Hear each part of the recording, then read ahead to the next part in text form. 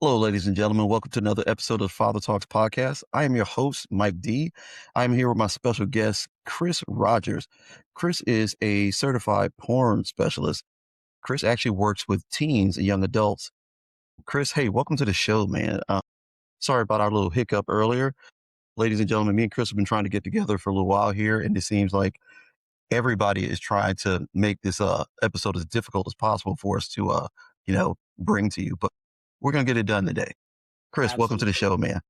Thank you very much for having me, man. Not to take too much of a spiritual direction, but perhaps the powers that be, or the enemy is trying to not have us. Very, very Right. important I conversation, think but right, not if we have anything to say about it. exactly. Uh, but just to make a long story short, just to introduce myself to your audience again, my name is Chris Rogers. I'm from New York. I am, as Mike said, a certified porn addiction recovery coach who specializes in working with young people. And just to give a brief kind of background and context as to who I am and why this matters so much to me, because all someone can hear is the word pornography.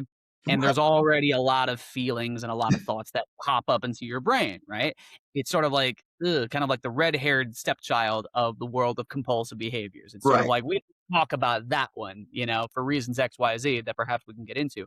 But a little bit of what I do is one thing that I'm very, very excited about is that I recently built a program from both my experience as a recovery coach, as a teacher in New York City, high school, middle school, elementary school. I've ran the whole gamut. But also as someone who has a history with this particular world of compulsive behaviors. So also from lived experience, not just book knowledge. I built a program called Rebooted Teen, and it's all about meeting a young person, whether they're in Gen Z, Gen Alpha, where they're at. Where we start out with some basic precautionary things as far as how to protect your devices, but also at the end of the day, really getting to know and getting curious about what's happening internally to the point where it's affecting them externally, because that's truly where the recovery process happens. So we're all about building self-awareness, making values informed decisions, because it's not just about what can I do instead of act out. It's like, how can I build the kind of lifestyle to the point where any past compulsions don't have a place in it anymore? So we're really trying to focus on the person, shine a spotlight on the solution, not just put the problem on a pedestal. You know what I'm saying? right, But for anybody out there, considering that this is the Father Talks podcast, if you are a father and you're listening to this and you notice that, your son, maybe even daughter, is maybe experiencing some curiosity and there are some conversations to be had that you don't really know how to go about doing, especially if you're a man. Statistically speaking, you probably have your own history of, sexually compulsive behaviors on your own. So you might feel backed into a corner like, do as I say, not as I do, right? How do you lead from a place of integrity? Well, there is a free program that I've also built for you specifically. It's called the Rebooted Teen Parent Program. And I'm really, really excited about it, where we talk about conversation starters, red flags to look out for, and literally what to focus on when opening up some of these otherwise awkward or uncomfortable conversations.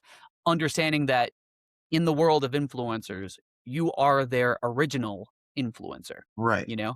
So those are the types of things we talk about in the parent program. And that's a little bit about me. I'm really, really excited to be here.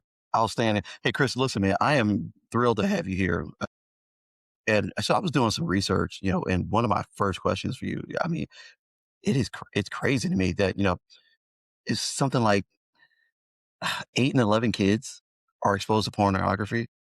Is that really kind of what you're seeing? It is getting younger and younger, like, statistically speaking, like, we're talking about children who would stumble upon pornography for the first time accidentally as Right. young as about 8 or 9, yes. So And we're talking about even things as seemingly innocent like YouTube, TikTok, Instagram, Snapchat. We talk about that in the program, like apps that might, include adult content in the parent program, but yeah, I mean, we're talking about, a generation who is truly unlike any other. And really quick, I learned about this just from my experience as a teacher working through the pandemic. You know, when I was working, with this particular generation of students, I noticed how they changed when we started coming back to the school building. Because think about what was going on at that time, despite all the craziness, right? Right, it was stuck Here in the house is yeah, for 2 stuck in a house. stuck in the And house here's here. everything you could ever want or really need. You're gonna find it through a screen.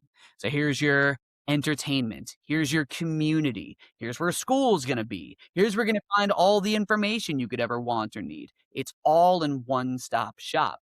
So when we're talking about, you know, oh, all these kids do is like, they're always on their screens and they never put their phone down. While that may be true, what we also need to keep in mind, it's not 100% their fault. This is the world that they were born into. This is the culture that they were born into. So when we're talking about meeting them where they're at, it's keeping stuff like that in mind as well. So with all that said, it's really no surprise that something like pornography is being, shown to younger and younger people, considering how much of a dependency on screens people are getting at a younger age. Right. So when you're talking to these kids, face to face, how are they, I don't know, how are they consuming it? Are they like primarily keeping to themselves, off in their rooms, that type of deal, and where like parents just don't even realize what they're doing? It oftentimes is the latter, Okay. like, if anybody out there is curious as to whether or not their child has been exposed to pornography, I'm here to tell you that odds are pretty high that they have. But the truth is, the child might not know that it's pornography. It's just something else on the screen. It's just something else online. And what we're truly advocating for is the power of both conversation Mhm. and curiosity. Because there's a difference between, somebody, searching up the word boobies or something versus someone actively seeking out pornography. You know what I'm saying? Like, there are levels to the game here. But we talk about, things to look out for. Like, how do you know when it's time to open up a conversation? So, just a brief example, like some red flags to perhaps look out for. Again, it's not a problem and it's like red alert, call the president of the universe. It's just a matter of, is this an opportunity to open up a conversation? Like, hey, this is what this is. Pornography is a thing that exists. You can only pretend that it doesn't for so long. One of the things that I encourage parents to look out for is, do you notice that your child becoming more secretive around their devices? Don't Okay. look at the phone, don't look at my iPad. Right. It's just like, put a bookmark in that. One other thing to keep in mind is, do you notice on your child's device, if they had one, do they have multiple apps for chatting or web browsing? Because things, for example, like Snapchat, like Instagram, like TikTok, like YouTube, while seemingly innocent on the surface, it is likely that adult content can and will slip through the cracks, even if they're not searching for it. So it's just something to be aware of. And one final one is like just in their demeanor and how they act behavior wise, even if it's not sexual in nature. Perhaps is there this attitude of like cynicism or maybe negativity around, men or women or relationships or Okay. marriage. It's just something to pick up on. So we talk about this more in the program, but again, it's not a problem. It's an opportunity to open up a conversation. And where curiosity comes into play is not leading with shame, is that's a big deal. And I'm sure we'll get into that. Yeah. Well, you know what? I will say, and from my past guests and things, people I've talked with, the U.S. is the only country that pornography is so readily available everywhere. So my previous guest, he's from Japan, and you can't find it at all. Mm. It's outlawed there. So in most countries, you just cannot find pornography so readily as the way you do in the U.S. And I mean, obviously, that's something probably out of our ability, for you and I, at least, to do anything about. But how are we? And for me as a dad, my kids are a little bit older now. It's my kids are older now. My youngest son is 18. How are we for younger parents? I would say, how are we talking to our kids? Because I know, for instance, with my girls, when they started asking questions about sex, it was time to have that talk. Because if a kid is old enough to ask, it may be time. It's clearly something they know.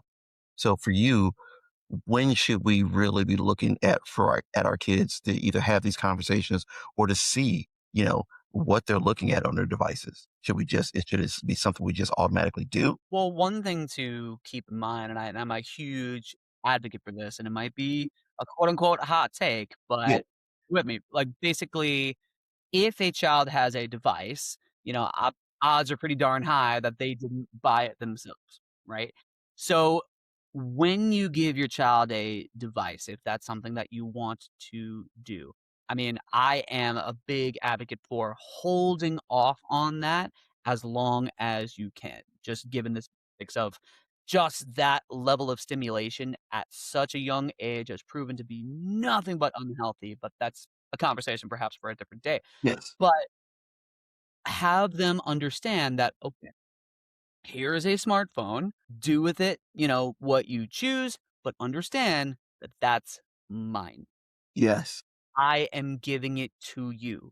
This is your responsibility, but understand that if I want to take a look just to make sure that everything is working and everything is safe, that is my right to do that. Why? Because that is mine. I am giving it to you. So, starting off with that expectation in mind to save yourself the trouble in the future, or at least decrease the likelihood of like, it's mine. Right. Remind them of that first series of conversations, right? So, starting off with that standard first Right. as far as those expectations. But to answer your question, how do you like again, how do I bring up this type of conversation, Again, it's having a feel for those types of changes, whether it be in their attitude, whether it be in their demeanor. Hmm. You know, really again, it's a culture of curiosity that I really, really advocate for. So really, whether it's about the weather, whether it's about school, whether it's about sports, whether it's about sex, it's a matter of this is the home. This is the sanctuary. This is the place where that is the place to ask questions. This is the place to mess up. Like this is the place where it's like I'm not going to judge you for not knowing something because from what my experience of speaking with young people, there's such a heavy expectation to just be on all the time. You Right. know, middle school, high school years, I'm sure you and I can go back. There's certainly a lot of pressure as far as, think of any high school movie ever, like cliques, bullies. Am I accepted? Do I fit in? Where are my people? But then you add an influence like social media into the mix, something that we didn't grow up with, at least in that period of No. time. It's like you're expected to be a performer on this virtual worldwide stage. The expectation just takes an extra turn, and understanding that all a child wants is to know that they're safe with what they're thinking, with what they're feeling. So I would never tell a parent how to be a parent. Right. All I want to advocate for is be aware of your intentions. Be aware of your target. Is it to lecture? Is it to, you know, show who the boss is? There's no wrong answer. It's just a matter of what is your intention as far as whatever conversation you decide to have. Right. So I'm sure we can get more specific with it, but really at the end of the day, because I can give you a script, but it's just like how different actors would approach a script in a different way. It's like Morgan Freeman's gonna have a different interpretation than Matthew McConaughey, right? So I'm not gonna tell them how to act, but what's the objective? You know, what's the goal? One thing that I talk about often to both, you know, the children that I speak to and, parents that are going through the free program, at the end of the day, it's not me versus you. It's us together versus the problem. So Gotcha. if I can encourage anyone in any way, let that be the objective. Let that be the intention. Okay. So, I mean, as a father, I'm listening to this and, again, my kids are a little bit older, so I want this to really be something that, a younger generation of people will see and have the opportunity to say, hey, you know what? I have seen some things that maybe I need to, approach or maybe I need to talk about. Your work with young people behind every parent, but behind every child, is a parent. Where do you see fathers missing the mark the most? Assuming that it's just a phase. Okay. Assuming that it's just a phase.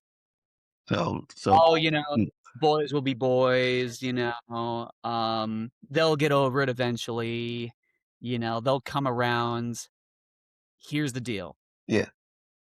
Because children are being exposed younger and younger, it is more likely to be normalized, and as a child matures, and once they actually get into relationships with certain expectations and certain education, Yes. it's so important to have these types of conversations earlier as opposed to later, you know?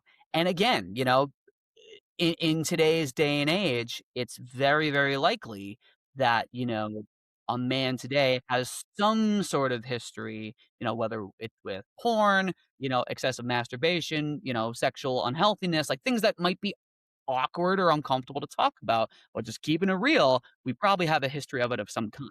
So I Right. completely know what it's like to feel a bit hypocritical, like, let's be real. I get it. So you wanna lead from a place of integrity, but because of that, there might be a tendency to, like, go like this, like, take a step back because, well, I don't wanna be a hypocrite. I don't wanna be I don't want them to find me out if that's something that maybe you're still struggling with. But at the end of the day, what did I say before? Your child is simply looking to you as their father, as their leader in the household, right? As the head. Can I count on you? It's just like, I'm going through things, my body is changing, my brain is changing, my life is altering every single day in a little bit of a way, Can you hold me down? Yes. Can you hold me down? That's a dad's job, Right.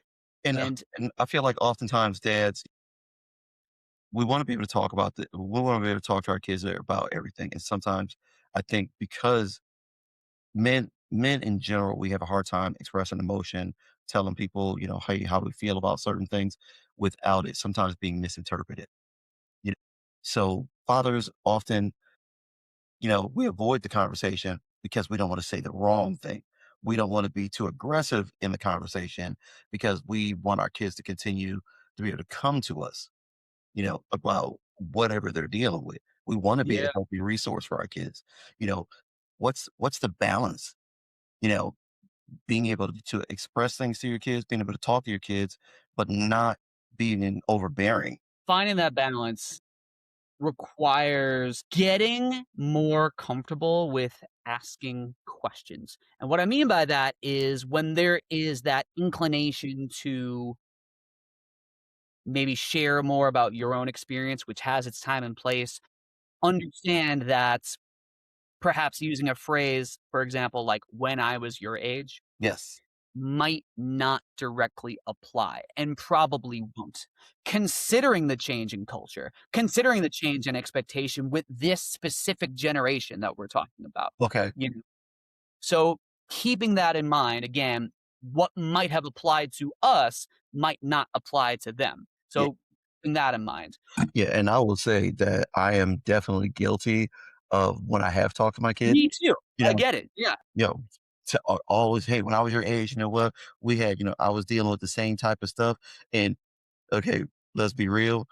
Oh, we didn't really have computers when I was a kid, when I was a young kid, Right, and right. when we saw porn, it was because somebody found a videotape somewhere, so Mhm. it wasn't like it was something you were gonna be sitting around in your room watching because I don't know about you, but I didn't grow up with a VCR in my room, I was lucky to have a TV that had the little antennas on it and that, so different I mean, obviously different time, but I do know that we often compare our experiences to our kids and Mm, often forget that times have changed.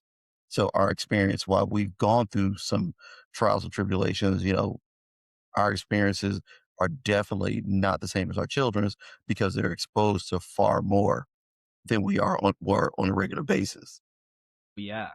Yeah, exposed to far more and far more quickly and Yes. far more immediately. So, yes, it's like, you've been exposed to, explicit content in the past, so have I, and so have they, so there's that commonality, but the how is Yes. so important of a distinction, and how often, because 'Cause we're talking about high-speed internet pornography, and especially in the age of AI, especially in the age of just social media, like, it is a different game. Like, we're Yes. going from the minors to the majors as far as, the level of stimulation. So, keeping that in mind, so I think so where dads may want to be aware of and be honest with ourselves, like, maybe have I done this in the past? What can I be more intentional about in the future? One, like I said, taking a step back out of fear of being seen as a hypocrite. The Right. expectation is not perfection. It's just like, can you hold me down? Can I trust you? Can you hold your child accountable to following through with what's healthy for them? Yeah. That's our role. Like, we want to lead and guide and set the tone, set the standard, but also, again, you're the captain of the team, but you are teammate nonetheless. Right. Okay. So, Chris, you talked about your personal story. You know, you've been really open about, your own journey. What was the moment you realized that your what you were going through was something much deeper for you? That's a great question. I knew that my own behavior became compulsive, meaning like I wanted to stop, but I couldn't. Right. I was probably maybe in my later teens, maybe like 18, 19, something like that. Again, started around 14, innocent curiosity, like, "What the heck is this?" And then, graduated, if you will, into something a little bit more serious. Um, yeah, I noticed that one question that I talk about with my clients all the time is, it's not the thing, it's the place from which it's coming from. Mm, That's the long story short of what addiction is. It's it's not the substance per se, it's not the behavior, it's the thing that it's coming from. Like, what is the thing we're perhaps to medicate? What's the thing that we're trying to run away from or numb out, whatever it is? Full transparency, what was going around for me at the time was the feeling like I didn't have control over my circumstances. Considering around that time, like, my parents were going through a divorce. When I was 17, I was in a really I almost died, let's go with that. Like, yeah. I was in a really bad car crash, actually 16 years ago this month. That's how I got this scar up here, lost a couple teeth. It was insane. And very traumatic, And it was a lot of those things where I felt like, again, I didn't have control over my circumstances. But when I engaged with this particular behavior, while I found myself isolating from my friends and family and actual relationships, I was just really kind of like turtling into a shell. It was that I could control. It was something that I had ownership of. You see what I'm saying? Yes. That was the hurt. That was the thing that kept me coming back. Even when I knew, like, I wanna stop, but I can't." The thing that kept the magnet, right, that kept drawing me back was that longing for a sense of control, longing for a sense of, "I'm safe." It wasn't gonna judge me. It wasn't gonna, um yeah, like it wasn't gonna ask anything else of me, like I could just kinda be. And down the line in my own, like, rebooting journey, as I call it was adopting a lifestyle where I can feel that way without compromising my principles. You Right, know what I mean? So again, it's not just about doing X instead of Y. Like, "Oh, let me do this instead of act out," you know? It's like, yeah, go to the gym. It's like, yeah, read a book. It's like, yeah, like, get into a relationship. Beautiful, great. But what about that thing?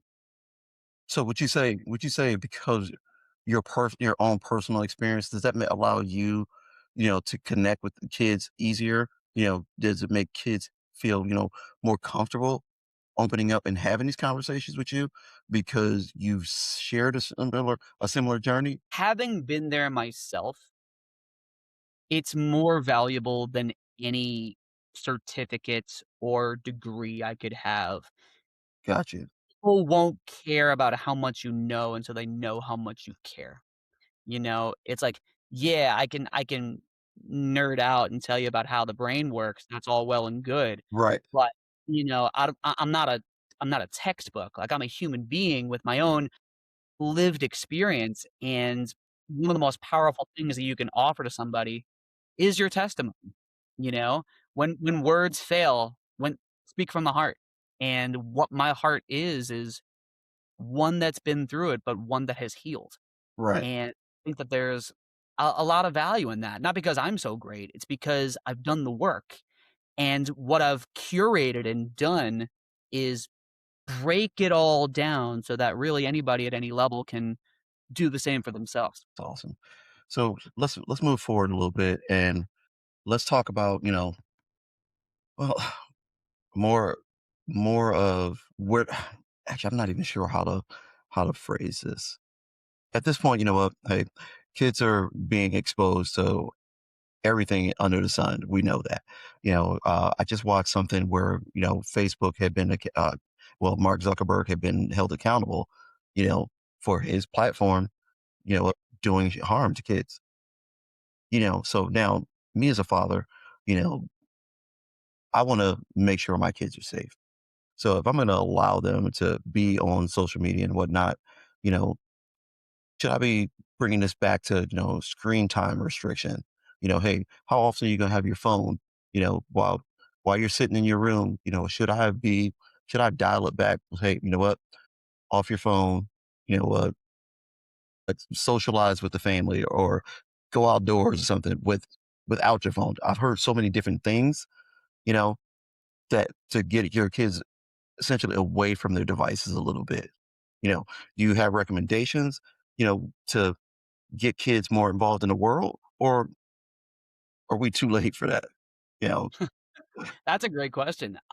We can talk about filters. We can talk about screen time limiters, which I even have on my devices because, my job requires a lot of screen time. So I want to make sure that, like, there's a healthy separation, between, my screen life and my life. We could talk about filters all day long. But at the end of the day, the best filter that anybody, regardless of how old you are, is going to be themselves.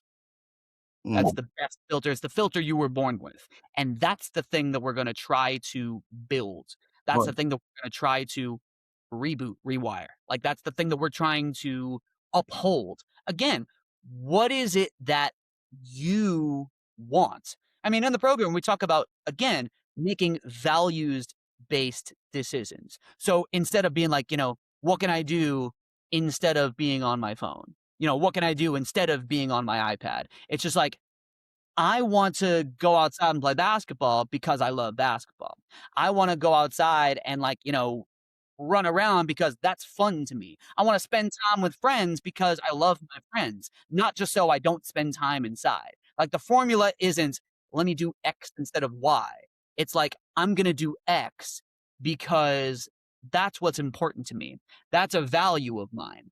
So, you know what I'm saying? So, if there's anything to demonstrate, again, because we need to first be We need to see it done. It needs to be modeled. That's another role of a parent, right? It's got to be demonstrated because, some people might say, spend time off your phone. And then, they'll notice like mom, dad, whoever is kind of like, scrolling on the corner. I'm not saying never scroll on your phone. I'm never saying never use social media. But remember, children are sponges. They're taking in the world around them and they're looking for who they can trust. They're looking for who can be safe. And how can you be safe? Practicing what you preach. So we're talking about demonstrating it. Start it off. Make it a family activity. Like start off, like make it a collaboration. It's just like, hey, like what's something that we can do together, whether it's outside, you go to a game, you I mean, we could probably cut this out, but like I remember when I was younger, like we used to have like because back in my day, like my thing was video games, Right. right? I was a big video game junkie, right? But I noticed, like, what my parents tried to do was, like, have, like, family game nights. So we'll play, like, a board game or something like that.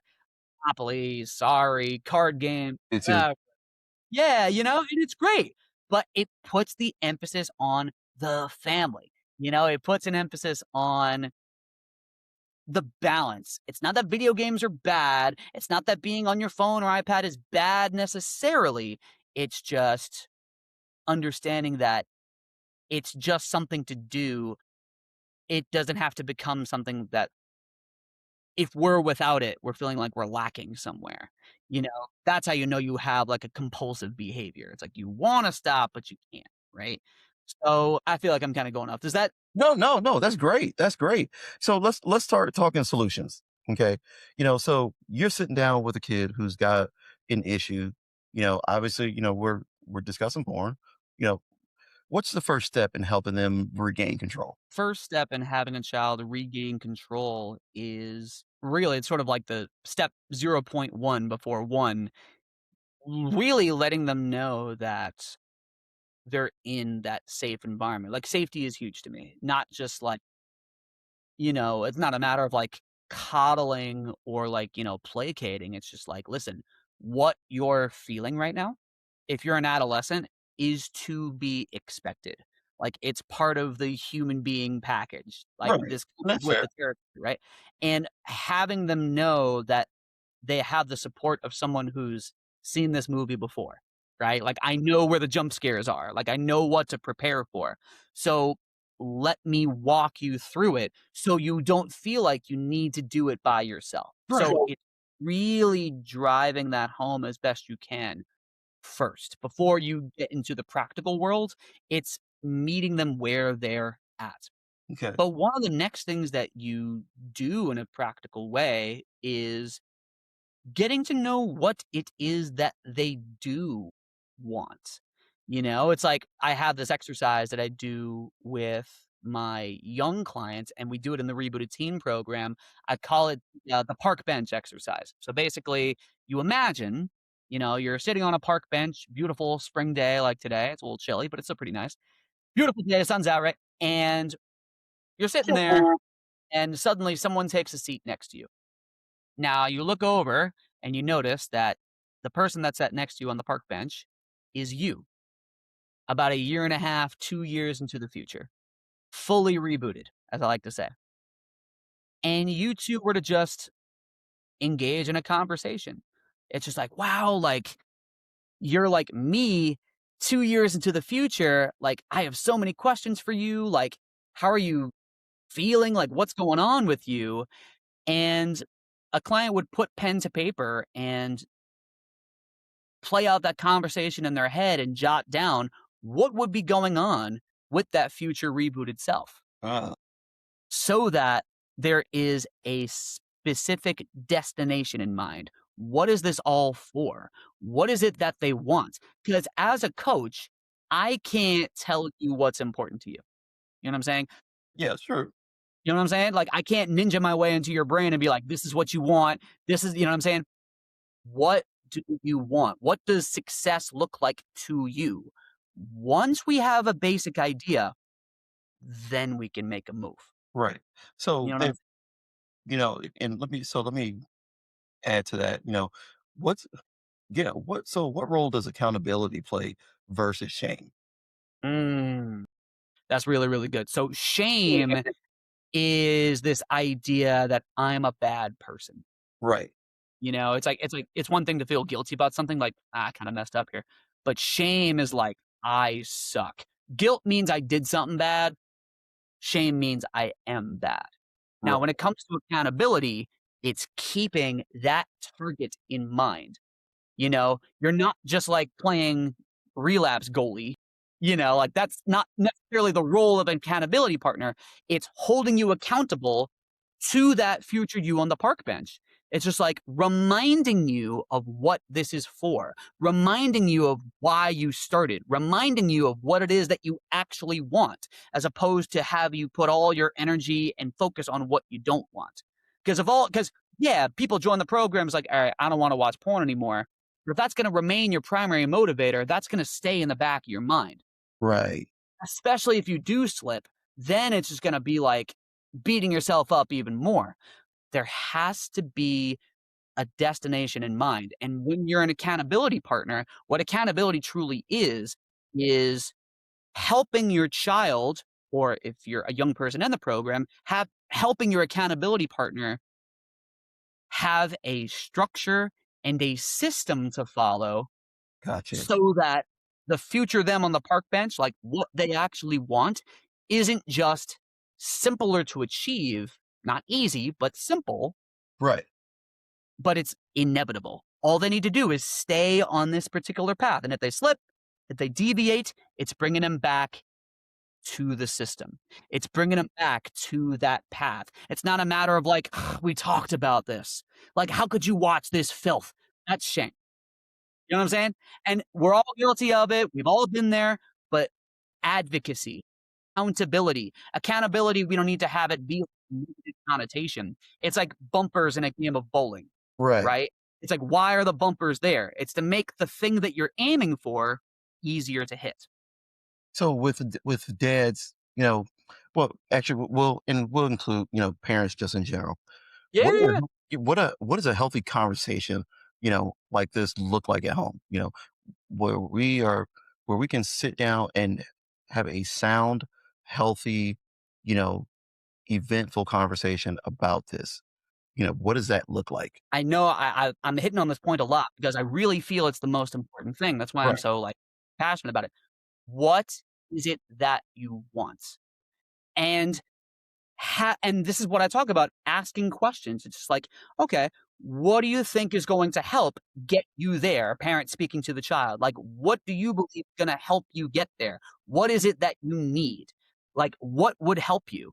And if you notice that their answer doesn't include watching pornography, as far as what it'll take to have them get to the person they want to be, that's something to perhaps point out.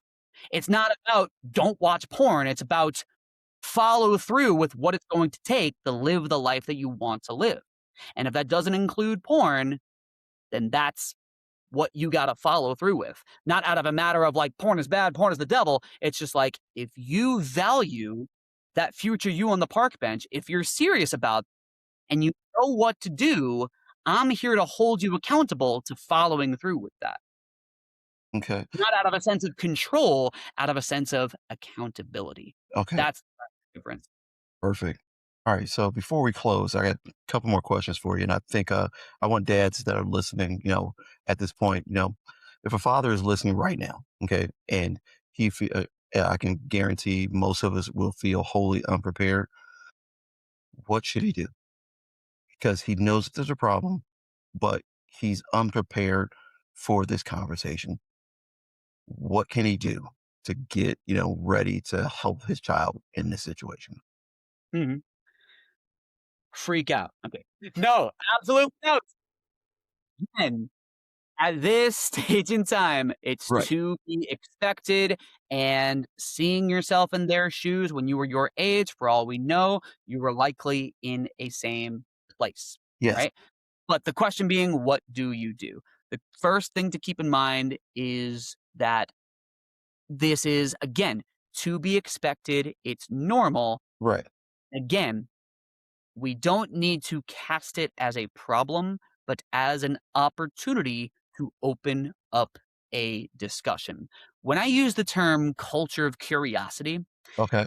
I'm talking about asking questions about what is it does your child want beyond the behavior itself, you Right. know? Does acting out in that particular way do for them? Like I said about me, beyond just watching porn, what I wanted, again, it's not the thing, it's the place from where it's coming from. I wanted that sense of control, of safety, of that sense of non-judgment. That's what I wanted. Got you.